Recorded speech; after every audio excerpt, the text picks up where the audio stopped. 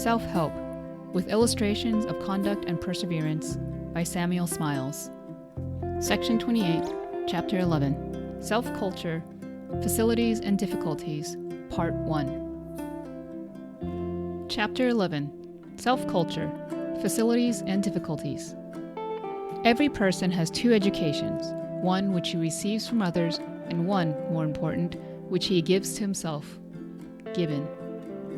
Is there one whom difficulties dishearten, who bends to the storm?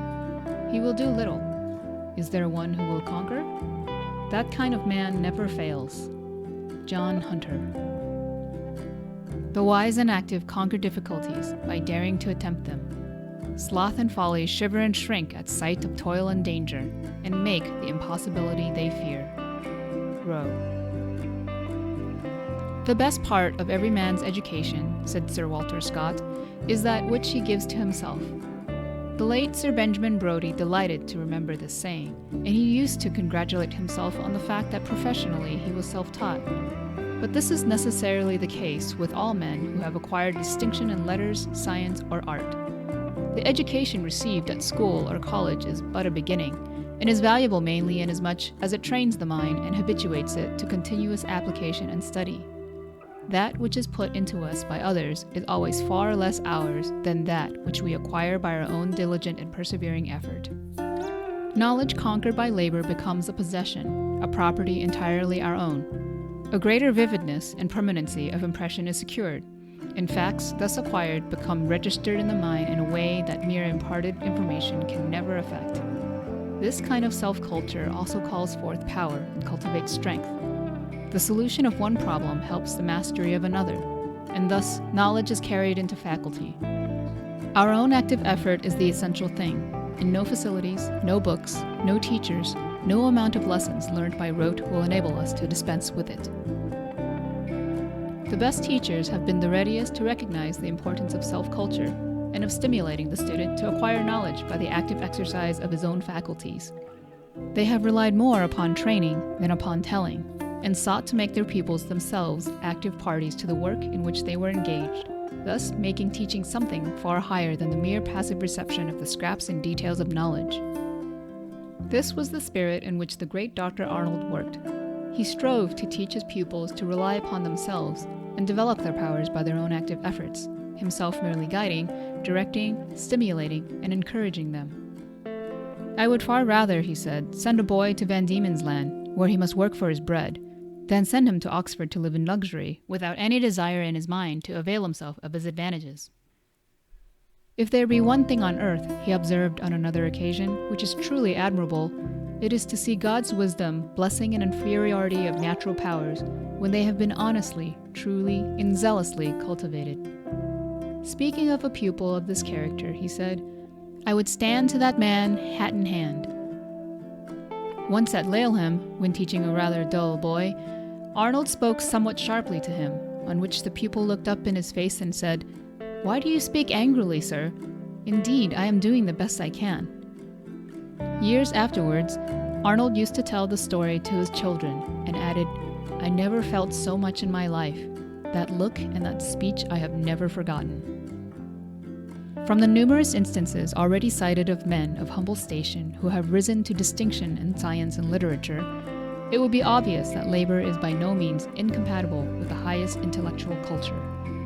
Work in moderation is healthy, as well as agreeable to the human constitution. Work educates the body, as study educates the mind, and that is the best state of society, in which there is some work for every man's leisure, and some leisure for every man's work. Even the leisure classes are in a measure compelled to work, sometimes as a relief from ennui, but in most cases to gratify an instinct which they cannot resist. Some go fox hunting in the English counties, others grouse shooting in the Scotch hills, while many wander away every summer to climb mountains in Switzerland. Hence the boating, running, cricketing, and athletic sports of the public schools, in which our young men at the same time so healthfully cultivate their strength both of mind and body. It is said that the Duke of Wellington, when once looking on at the boys engaged in their sports in the playground at Eton, where he had spent many of his own younger days, made the remark, "It was there that the Battle of Waterloo was won." Daniel Malthus urged his son when at college encouraged to be most diligent in the cultivation of knowledge, but he also enjoined him to pursue manly sports as the best means of keeping up the full working power of his mind, as well as of enjoying the pleasures of intellect. "Every kind of knowledge," said he, "every acquaintance with nature and art will amuse and strengthen your mind, and I am perfectly pleased that cricket should do the same by your arms and legs. I love to see you excel in the exercises of the body, and I think myself that the better half, and much the most agreeable part, of the pleasures of the mind is best enjoyed while one is upon one's legs." But a still more important use of active employment is that referred to by the great divine Jeremy Taylor.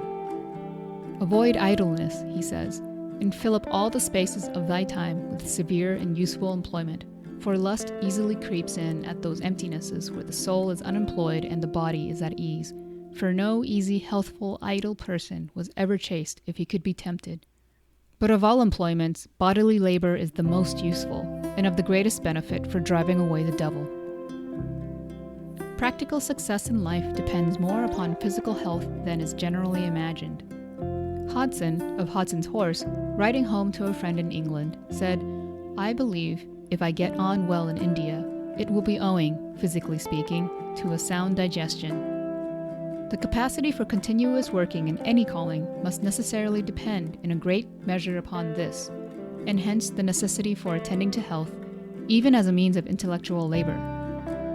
It is perhaps to the neglect of physical exercise that we find amongst students so frequent a tendency towards discontent, unhappiness, inaction, and reverie, displaying itself in contempt for real life and disgust at the beaten tracks of men, a tendency which in England has been called Byronism, and in Germany, Wertherism. Dr. Channing noted the same growth in America, which led him to make the remark that too many of our young men grow up in a school of despair. The only remedy for this green sickness in youth is physical exercise, action, work, and bodily occupation. The use of early labor in self-imposed mechanical employments may be illustrated by the boyhood of Sir Isaac Newton. Though a comparatively dull scholar, he was very assiduous in the use of his saw, hammer, and hatchet, knocking and hammering in his lodging room, making models of windmills, carriages, and machines of all sorts, and as he grew older, he took delight in making little tables and cupboards for his friends. Smeaton, Watt, and Stevenson were equally handy with tools when mere boys, and but for such kind of self-culture in their youth, it is doubtful whether they would have accomplished so much in their manhood. Such was also the early training of the great inventors and mechanics described in the preceding pages, whose contrivance and intelligence were practically trained by the constant use of their hands in early life. Even where men belonging to the manual labor class have risen above it and become more purely intellectual laborers, they have found the advantages of their early training in their later pursuits. Elihu Burritt says he found hard labor necessary to enable him to study with effect. And more than once he gave up school teaching and study, and, taking to his leather apron again, went back to his blacksmith's forge and anvil for his health of body and mind's sake. The training of young men in the use of tools would, at the same time that it educated them in common things, teach them the use of their hands and arms, familiarize them with healthy work, exercise their faculties upon things tangible and actual, give them some practical acquaintance with mechanics, impart to them the ability of being useful, and implant in them the habit of persevering physical effort.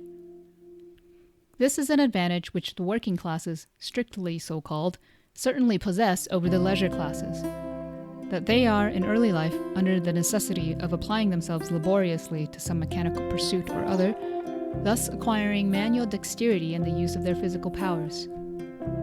The chief disadvantage attached to the calling of the laborious classes is not that they are employed in physical work, but that they are too exclusively so employed, often to the neglect of their moral and intellectual faculties.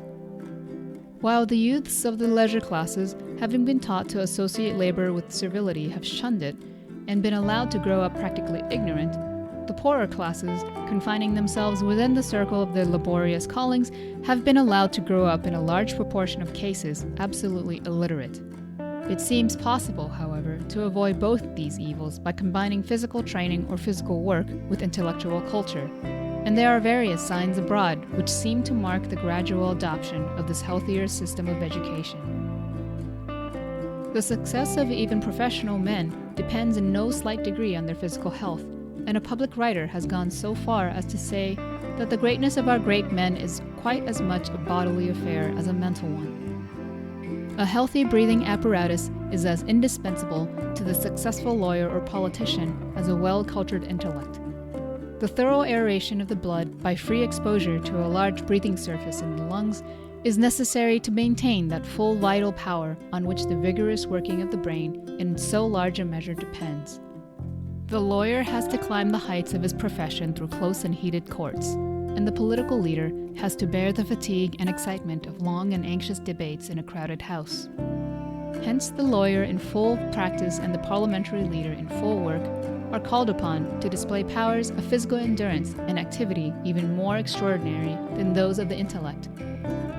Such powers as have been exhibited in so remarkable a degree by Brougham, Lyndhurst, and Campbell, by Peel, Graham, and Palmerston, all full-chested men. Though Sir Walter Scott, when at Edinburgh College, went by the name of the Greek blockhead, he was, notwithstanding his lameness, a remarkably healthy youth.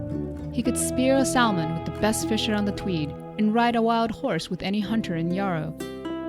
When devoting himself in afterlife to literary pursuits, Sir Walter never lost his taste for field sports, but while riding Waverley in the morning, he would in the afternoon course hares.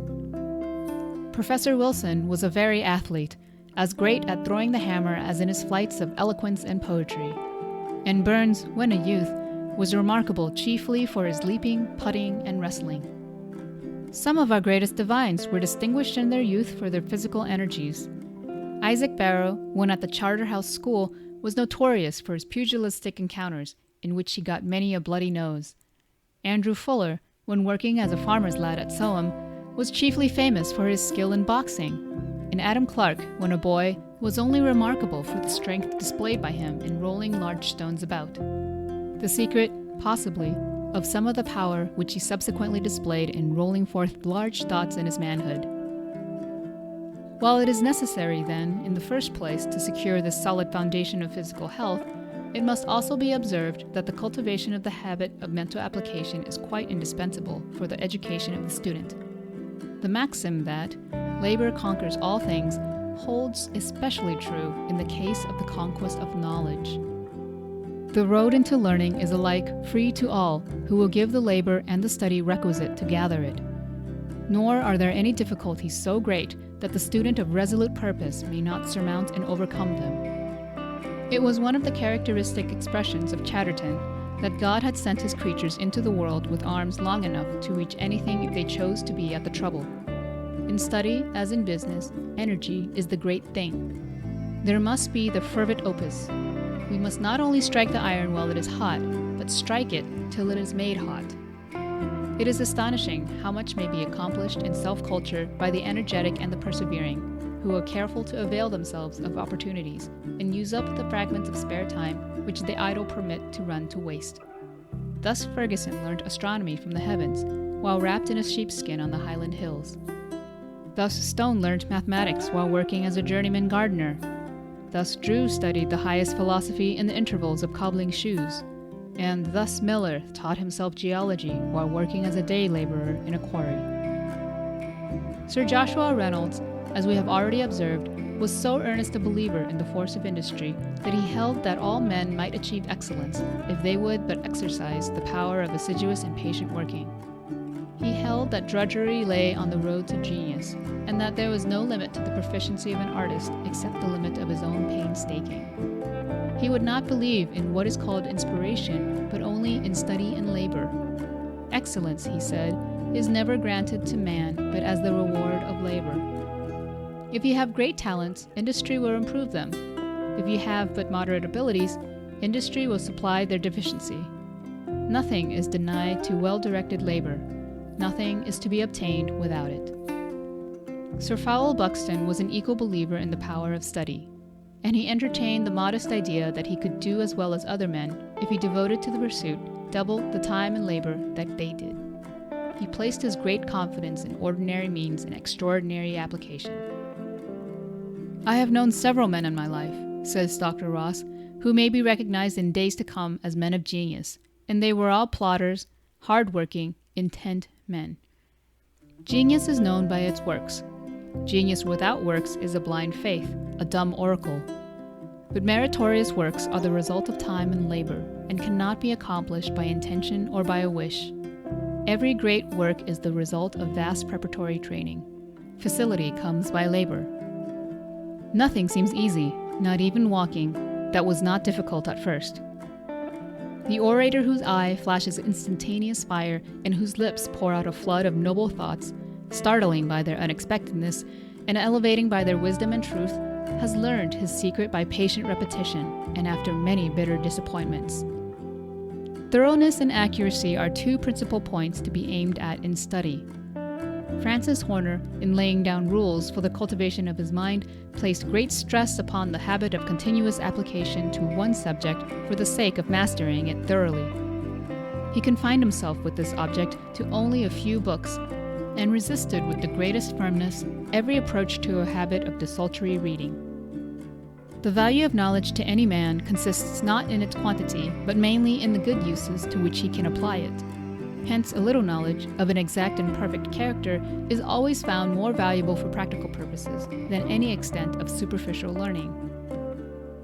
One of Ignatius Loyola's maxims was, "He who does well one work at a time does more than all." By spreading our efforts over too large a surface, we inevitably weaken our force, hinder our progress, and acquire a habit of fitfulness and ineffective working. Lord St. Leonards once communicated to Sir Fowell Buxton the mode in which he had conducted his studies, and thus explained the secret of his success. "I resolved," said he, "when beginning to read law, to make everything I acquired perfectly my own, and never to go to a second thing till I had entirely accomplished the first. Many of my competitors read as much in a day as I read in a week, but at the end of 12 months, my knowledge was as fresh as the day it was acquired, or theirs had glided away from recollection." It is not the quantity of study that one gets through, or the amount of reading, that makes a wise man, but the appositeness of the study to the purpose for which it is pursued, the concentration of the mind for the time being on the subject under consideration, and the habitual discipline by which the whole system of mental application is regulated. Abernethy was even of opinion that there was a point of saturation in his own mind, and that if he took into it something more than it could hold, it only had the effect of pushing something else out. Speaking of the study of medicine, he said, "If a man has a clear idea of what he desires to do, he will seldom fail in selecting the proper means of accomplishing it." The most profitable study is that which is conducted with a definite aim and object. By thoroughly mastering any given branch of knowledge, we render it more available for use at any moment.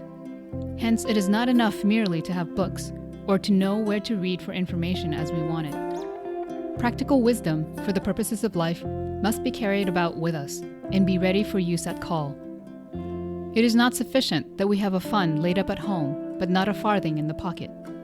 We must carry about with us a store of the current coin of knowledge ready for exchange on all occasions, else we are comparatively helpless when the opportunity for using it occurs. Decision and promptitude are as requisite in self-culture as in business. The growth of these qualities may be encouraged by accustoming young people to rely upon their own resources, leaving them to enjoy as much freedom of action in early life as is practicable. Too much guidance and restraint hinder the formation of habits of self-help. They are like bladders tied under the arms of one who has not taught himself to swim. Want of confidence is perhaps a greater obstacle to improvement than is generally imagined. It has been said that half the failures in life arise from pulling in one's horse while he is leaping. Dr. Johnson was accustomed to attribute his success to confidence in his own powers. True modesty is quite compatible with a due estimate of one's own merits, and does not demand the abnegation of all merit. Though there are those who deceive themselves by putting a false figure before their ciphers, the want of confidence, the want of faith in oneself, and consequently the want of promptitude in action, is a defect of character which is found to stand very much in the way of individual progress, and the reason why so little is done is generally because so little is attempted. There is usually no want of desire on the part of most persons to arrive at the results of self-culture, but there is a great aversion to pay the inevitable price for it, of hard work. Dr. Johnson held that impatience of study was the mental disease of the present generation, and the remark is still applicable. We may not believe that there is a royal road to learning, but we seem to believe very firmly in a popular one. In education, we invent labor-saving processes, seek shortcuts to science, learn French and Latin in 12 lessons, or without a master. We resemble the lady of fashion, who engaged a master to teach her on condition that he did not plague her with verbs and participles. We get our smattering of science in the same way. We learn chemistry by listening to a short course of lectures and leavened by experiments. And when we have inhaled laughing gas, seen green water turn to red, and phosphorus burnt in oxygen, we have got our smattering, of which the most that can be said is that, though it may be better than nothing, it is yet good for nothing. Thus, we often imagine we are being educated while we are only being amused. The facility with which young people are thus induced to acquire knowledge without study and labor is not education. It occupies, but does not enrich the mind. It imparts a stimulus for the time and produces a sort of intellectual keenness and cleverness, but without an implanted purpose and a higher object than mere pleasure, it will bring with it no solid advantage. In such cases, knowledge produces but a passing impression, a sensation, but no more. It is, in fact, the merest epicurism of intelligence, sensuous, but certainly not intellectual. Thus, the best qualities of many minds, those which are evoked by vigorous effort and independent action, sleep a deep sleep, and are often never called to life, except by the rough awakening of sudden calamity or suffering, which, in such cases, comes as a blessing, if it serves to rouse up a courageous spirit that, for it, would have slept on. Accustomed to acquire information under the guise of amusement, young people will soon reject that which is presented to them under the aspect of study and labor. Learning their knowledge in science and sport, they will be too apt to make sport of both, while the habit of intellectual dissipation thus engendered cannot fail, in course of time, to produce a thoroughly emasculating effect both upon their mind and character. Multifarious reading, said Robertson of Brighton, weakens the mind like smoking, and is an excuse for its lying dormant. It is the idlest of all idlenesses, and leaves more of impotency than any other. The evil is a growing one, and operates in various ways. Its least mischief is shallowness, its greatest the aversion to steady labor which it induces, and the low and feeble tone of mind which it encourages. If we would be really wise, we must diligently apply ourselves and confront the same continuous application which our forefathers did. For labor is still, and ever will be, the inevitable price set upon everything which is valuable. We must be satisfied to work with a purpose and wait the results with patience. All progress of the best kind is slow. But to him who works faithfully and zealously, the reward will doubtless be vouchsafed in good time. The spirit of industry, embodied in a man's daily life, will gradually lead him to exercise his powers on objects outside himself, of greater dignity and more extended usefulness. And still we must labor on, for the work of self-culture is never finished. To be employed, said the poet Gray, is to be happy. It is better to wear out than rust out, said Bishop Cumberland.